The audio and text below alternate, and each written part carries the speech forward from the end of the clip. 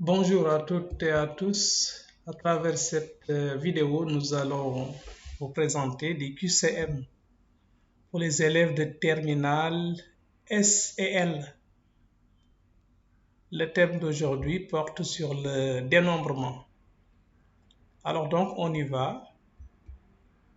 On vous dit que dans cette partie, on vous demande on vous donne des questions et pour chaque question, pour chaque cas, une des réponses au moins est exacte. Ça veut dire qu'il peut y avoir une réponse exacte, deux réponses, etc. Maintenant, ce qui est demandé ici, c'est d'identifier toutes les bonnes réponses. Donc, d'identifier toutes les bonnes réponses. Voilà, pour chaque question, vous pouvez mettre la vidéo sur pause et essayer avant de voir la solution proposée. On y va.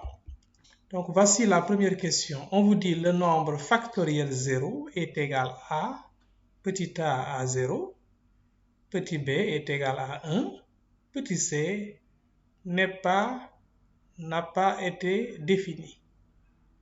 Voilà. Est-ce que ce nombre-là n'est pas défini? Alors, vous voyez que par convention, on a vu dans le cours que factoriel 0 est égal à 1. Donc, la bonne réponse ici, c'est la réponse B.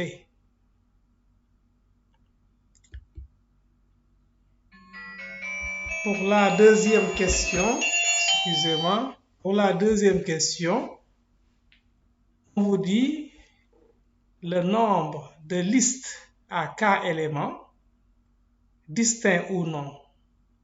Le nombre de listes à k éléments, distincts ou non, dans un ensemble à p éléments.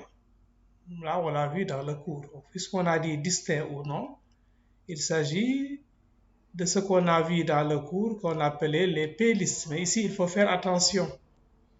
Alors, le nombre de p-listes d'un ensemble à n éléments, vous voyez, p étant la longueur de la liste, n étant le cardinal de l'ensemble dans lequel on prend les éléments, était égal à np. Mais ici, qu'est-ce qu'on fait? On fait des listes où la longueur de la liste, c'est k. Et les éléments sont pris dans un ensemble qui a p éléments.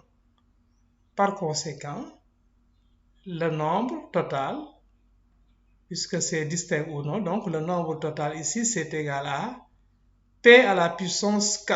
Donc la bonne réponse, c'est la réponse P.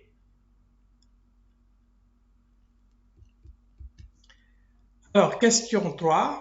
L'expression factoriel n sur factoriel 2 que multiplie factoriel n moins 2 est égal à, et la valeur donc de Cn2 en petit b est la valeur de Cn n-2 petit c est la valeur de An n-2. Donc nous voyons bien que ici factoriel n sur factoriel 2 que multiplie factoriel n-2. Voilà, dans la réponse A ici, elle est correcte. Parce que Cn2 est égal à ça. Il suffit tout simplement d'appliquer la formule. Donc, la réponse A est correcte. Maintenant, la réponse B, bon, pour la réponse B, vous voyez bien que là également, c'est une propriété du cours. Nous avons vu que Cnp est égal à Cn-n-p. Ici, si on prend P égale à 2, vous voyez bien que Cn2, c'est la même chose que Cn-n-2.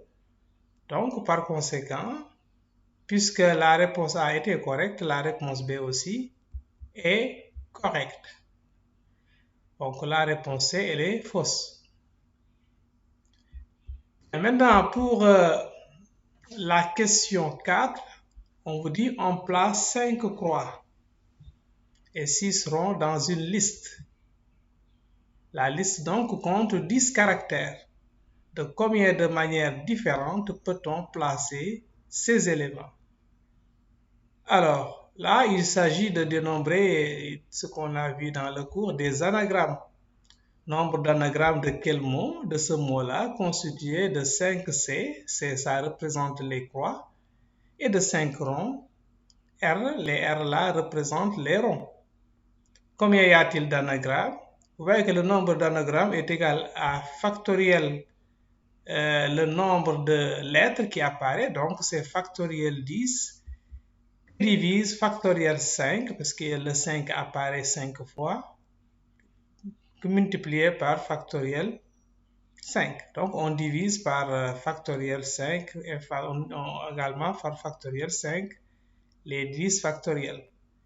Alors, donc ça donne quoi?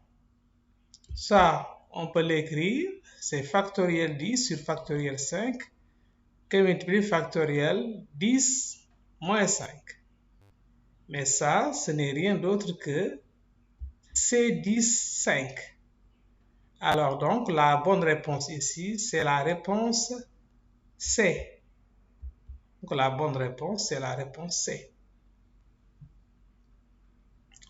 Bien. Question 5. Le nombre factoriel 4 représente le nombre de classements possibles dans un ensemble à 4 éléments. Voilà. Il y a 4 éléments. Combien y a-t-il de façons de les classer? Vous avez donc 4 élèves, n'est-ce pas? Combien y a-t-il de façons de les classer? Effectivement, le nombre de façons de les classer est égal à factoriel 4. Donc ici, la réponse A marche. Alors, les rangées, c'est aussi le nombre de permutations, le nombre de permutations possibles d'un ensemble à 4 éléments. Donc là, il y a un nombre de façons de les permuter, c'est égal aussi à factoriel 4. Donc la réponse B aussi convient. Donc B est une réponse juste. Le nombre des arrangements de 4 éléments dans un ensemble de cardinal égale à 4. Le nombre de 4 arrangements d'un ensemble à 4 éléments, c'est bien aussi une permutation des permutations. Donc, ce sont les permutations de 4 éléments. Donc, en fait, la réponse C aussi convient. Donc, ici, toutes les réponses conviennent. Donc, on a 3 réponses correctes pour cette question. Donc, voilà pour les QCM. Merci de l'avoir suivi. Et à la prochaine pour une autre vidéo. Inch'Allah.